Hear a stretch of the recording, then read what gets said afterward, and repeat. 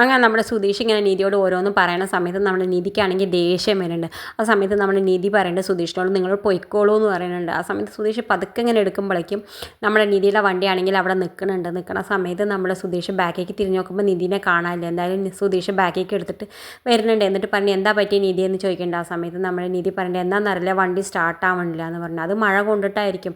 എന്നാൽ ഞാൻ ഒരു കാര്യം കഴിഞ്ഞ് നാളെ മുതൽ കുട പിടിച്ച് നിൽക്കാമെന്ന് പറയുന്നുണ്ട്. എന്താ നിധി കളിയാക്കണ്, നിനക്ക് എത്രയും പെട്ടെന്ന് ഞാനൊരു പുതിയ വണ്ടി വാങ്ങിത്തരാമെന്ന് പറയുന്നത് സുധീഷ്. ആ സമയത്ത് നമ്മുടെ നിധി പറഞ്ഞു അയ്യോ എനിക്കൊന്നും വേണ്ടായേ, ഇതൊന്നും എങ്ങനെയെങ്കിലും ഇപ്പോൾ ശരിയാക്കാൻ എന്താ വഴി, എനിക്കാണെങ്കിൽ ഓഫീസിലേക്ക് ലേറ്റായി എന്ന് പറയുന്നുണ്ട്. എന്തായാലും സുധീഷ് പറയുന്നുണ്ട് ഇവിടെ ഹരീഷിൻ്റെ ഷോപ്പ് അടുത്തല്ലേ, എന്തായാലും ഞാൻ വണ്ടി ഉന്തി കൊണ്ടുപോകാം, എന്നിട്ട് നമുക്ക് അവിടെ പോയിട്ട് നേരെയാക്കിയിട്ട് അണക്ക് ഓഫീസിൽ പോകാമല്ലോ എന്നൊക്കെ പറഞ്ഞിട്ട് രണ്ടാളും കൂടി വണ്ടി ഉന്തിയിട്ട് പതുക്കെ നമ്മുടെ ഹരീഷിൻ്റെ ഇവിടേക്ക് എത്തുന്നുണ്ട്, ഷോപ്പിൻ്റെ അവിടേക്ക് എത്തുന്നുണ്ട്. ആ സമയം നമ്മുടെ ഹരീഷ് നീതുവായിട്ടിരുന്ന ഗംഭീര വർത്തമാനമാണ്. നീതുവിനോട് പറയുന്നുണ്ട് എന്തിനാണെന്നറിയില്ല ഏട്ടൻ ഇത്രയും ധൃതി പിടിക്കുന്ന കല്യാണത്തിന് വേണ്ടിയിട്ട്, ഏട്ടൻ ഒന്നും അന്വേഷിക്കാതെയാണ് കല്യാണം നടത്തണമെന്നൊക്കെ പറയുന്നുണ്ട്. ആ സമയത്ത് നമ്മുടെ നീതു പറഞ്ഞിട്ട് നല്ല കാര്യമല്ലേ നടത്തിക്കോട്ടെ എന്നൊക്കെ പറയുന്നുണ്ട്. അപ്പോഴല്ലേ നമുക്ക് കല്യാണം കഴിക്കാൻ പറ്റൂ, നിൻ്റെ ഏട്ടൻ്റെ കല്യാണം കഴിഞ്ഞാലല്ലേ നമ്മളുടെയും കല്യാണം കഴിയുമെന്ന് പറഞ്ഞിട്ട് നീതു. ആ സമയത്ത് നമ്മുടെ ഹരീഷിന് ദേഷ്യം വന്നിട്ട് പറയുന്നുണ്ട് നിനക്ക് നിൻ്റെ കാര്യം മാത്രമേ ഉള്ളൂ, എനിക്ക് എൻ്റെ ഏട്ടൻ്റെ ജീവിതം അങ്ങനെ നശിക്കേണ്ടത് എനിക്ക് ഇഷ്ടമല്ല, എന്തായാലും ഞങ്ങളിത് അന്വേഷിച്ചിട്ടേ നടത്തൂ എന്നൊക്കെ പറയുന്നത്. നീ ഒന്നും ഉണ്ടായിരിക്കും, നിൻ്റെ ഏട്ടൻ ആരേച്ച കല്യാണം കഴിച്ചോട്ടെ എന്ന് പറയണ്ട. ആ സമയമാകുമ്പോൾ നമ്മുടെ നിധി സുധീഷും വണ്ടി ഉന്തിക്കൊണ്ട് അവിടെ എത്തുന്നുണ്ട്. എന്നിട്ട് നമ്മുടെ ഹരീഷിനോട് പറയുന്നുണ്ട് എന്താണെന്നറിയില്ലടാ വണ്ടി ഇവിടെ നടുവിൽ കേട് വന്നു എന്ന് നോക്ക് എന്ന് പറയുന്നുണ്ട്. ആ സമയത്ത് നമ്മുടെ സുധീഷ് നീതുവിനോട് ചോദിക്കുന്നുണ്ട് നിനക്ക് ഇവിടെ തന്നെ ഫുൾ ടൈം പണി എന്ന് പറയുന്നുണ്ട്, എന്താ നിങ്ങൾ രണ്ടാൾ കാര്യമായിട്ട് സംസാരിക്കുന്നുണ്ടായിരുന്നല്ലോ എന്ന് പറയുന്ന സമയത്ത് നമ്മുടെ നീതു പറയുന്നുണ്ട് നിങ്ങളുടെ ഏട്ടൻ്റെ കല്യാണം കാര്യം തന്നെയാണെന്ന് പറയുന്നുണ്ട്. ആ സമയത്ത് നമ്മുടെ സുധീഷ് പറയുന്നുണ്ട് ഞങ്ങൾക്ക് ആർക്കും ആ കല്യാണം വലിയ ഇഷ്ടമായിട്ടില്ല, പക്ഷേ ഏട്ടൻ എന്തിനത്ര ധൃതി കൂട്ടണമെന്ന് മനസ്സിലാവണില്ല എന്നൊക്കെ പറയുന്നുണ്ട്. ആ സമയത്ത് നമ്മൾ നീതു പറയുന്നുണ്ട് ഇനി എന്താണെങ്കിലും ആവട്ടെ, 32 വയസ്സായില്ലേ, ഇനി കല്യാണം കഴിച്ചിട്ട് എന്താ വെച്ചാൽ അനുഭവിക്കട്ടെ, കല്യാണം കഴിക്കാതിരിക്കണേക്കാൾ ഭേദമല്ലേ എന്നൊക്കെ പറയുന്നുണ്ട്. ആ സമയത്ത് നമ്മുടെ ഹരീഷിനാണെങ്കിൽ ഇത് കേൾക്കുമ്പോൾ ദേഷ്യം വരുന്നുണ്ട്, നമ്മുടെ സുധീഷിനും ദേഷ്യം വരുന്നുണ്ട്.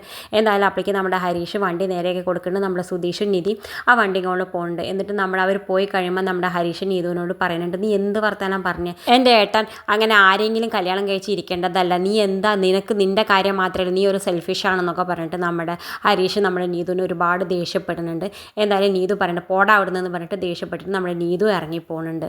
പിന്നെ കാണിക്കേണ്ടത് എന്തായാലും നമ്മുടെ സുധീഷ് സുഭാഷ് ഏട്ടൻ്റെ വർക്ക് സൈറ്റിലേക്ക് പോകുന്നുണ്ട്. വർക്ക് സൈറ്റിൽ പോയിട്ട് നമ്മുടെ സുഭാഷ് ഏട്ടൻ ഇങ്ങനെ ജോലി ചെയ്യുന്നുണ്ട്. ഇതൊക്കെ കണ്ടുകൊണ്ട് നിൽക്കുന്നുണ്ട് നമ്മുടെ സുധീഷ്. എന്നിട്ട് പറയുന്നുണ്ട് സുഭാഷ് ഏട്ടാ നിങ്ങൾ ആ പെൺകുട്ടിയെ വിളിക്കലുണ്ടോ എന്നൊക്കെ ചോദിക്കുന്നുണ്ട്. ആ സമയത്ത് നമ്മുടെ സുഭാഷ് ഏട്ടൻ പറയുന്നുണ്ട് ഇന്നലെ അല്ലടാ നമ്മൾ കണ്ടേ, പിന്നെന്താ വിളിക്കണത്, അങ്ങനെയല്ല നിങ്ങൾ ഇടയ്ക്കൊന്ന് വിളിക്കും പറയുകയൊക്കെ ചെയ്തുകൂടെ എന്ന് പറഞ്ഞു. അതിന് എൻ്റെ അടുത്ത് നമ്പറില്ല എന്ന് പറയുന്നുണ്ട്. ആ സമയത്ത് നമ്മുടെ സുഭാഷ് പറയുന്നത് 1 മിനിറ്റ് നിൽക്കി എന്ന് പറഞ്ഞിട്ട് വേഗം ബ്രോക്കറെ വിളിക്കേണ്ടത്. എന്നിട്ട് പറയുന്നുണ്ട് ആ പെൺകുട്ടിയുടെ നമ്പർ തരാൻ പറയുന്നുണ്ട്. നിനക്ക് എന്തിനാ ആ നമ്പർ എന്ന് ചോദിക്കേണ്ട ആ ബ്രോക്കർ സുധീഷിനോട്. എനിക്കല്ല ഏട്ടനെ സംസാരിക്കാനാന്ന് പറയുന്നുണ്ട്.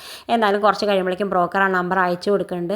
അയച്ചു കൊടുക്കുന്ന സമയത്ത് നമ്മുടെ സുധീഷ് സുഭാഷിൻ്റെ ഫോണിൽ സേവ് ചെയ്യുന്നുണ്ട്. നമ്മുടെ സുധീഷ് ആ നമ്പർ എഴുതി അവൻ്റെ ഫോണിൽ സേവ് ചെയ്തിട്ട് പോകുന്നുണ്ട്. പിന്നെ കാണിക്കേണ്ടത് എന്തായാലും നമ്മുടെ സുധീഷ് ആ പെൺകുട്ടിയെ വിളിക്കുന്നുണ്ട്. വിളിച്ചിട്ട് പറയുന്നുണ്ട് റെസ്റ്റോറൻറ്റിലേക്ക് വരാൻ പറയുന്നുണ്ട്. ആ പെൺകുട്ടി വരാമെന്ന് സമ്മതിക്കുന്നുണ്ട്. നമ്മുടെ സുധീഷ് നിധിനെയും കൂട്ടിയിട്ട് ആ പെൺകുട്ടിയെ കാണാൻ പോകുന്നുണ്ട്. അവിടെ ചെന്നിട്ട് എല്ലാവരും കോഫിയൊക്കെ കുടിക്കുന്നുണ്ട്. കോഫി കുടിക്കുന്ന സമയത്ത് നമ്മുടെ നിധി ചോദിക്കേണ്ടത് നിങ്ങളിപ്പോൾ എന്താ ഈ കല്യാണം കഴിക്കണ ഉദ്ദേശം എന്നൊക്കെ പറയുന്ന സമയത്ത് എനിക്ക് അയാളോട് എത്രയും പെട്ടെന്ന് അയാളുടെ വിചാരം എനിക്ക് അയാളില്ലെങ്കിൽ ജീവിക്കാൻ പറ്റില്ല എന്ന്, അയാളുടെ മുന്നിൽ ഞാൻ ജീവിച്ച് കാണിച്ചു കൊടുക്കണം, ഡൈവേഴ്സായ പിറ്റത്തെ ആഴ്ച ഞങ്ങളെ കല്യാണം നടത്തണം, അതിന് മുമ്പേ എൻഗേജ്മെൻറ്റ് നടത്തി വെക്കാമെന്ന് വിചാരിച്ചിട്ടാന്നൊക്കെ പറയുന്നുണ്ട്. എന്തായാലും ആയിക്കോട്ടെ എന്നൊക്കെ പറയുന്നത് നമ്മുടെ നിധി ആ പെൺകുട്ടിയാണെങ്കിൽ നീട്ട് പോകുന്നുണ്ട്.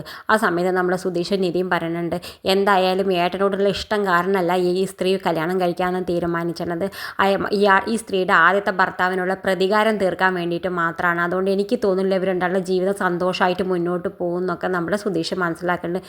നിധിയും പറയുന്നുണ്ട് ആയിക്കോട്ടെ നമുക്ക് എന്തെങ്കിലും ഒരു വഴി കാണാമെന്ന് പറഞ്ഞിട്ട് രണ്ടാളും നീട്ടി പോകുന്നുണ്ട്. ഇത് കാണിച്ചുകൊണ്ടാണ് ഇന്നത്തെ പ്രൊമോ അവസാനിക്കേണ്ടത്. ഇതുപോലുള്ള പ്രൊമോ വിശേഷങ്ങൾ നിങ്ങളുടെ മുന്നിൽ എളുപ്പത്തിലെത്താൻ ഈ ചാനൽ ഒന്ന് സബ്സ്ക്രൈബ് ചെയ്യാൻ മറക്കരുത്.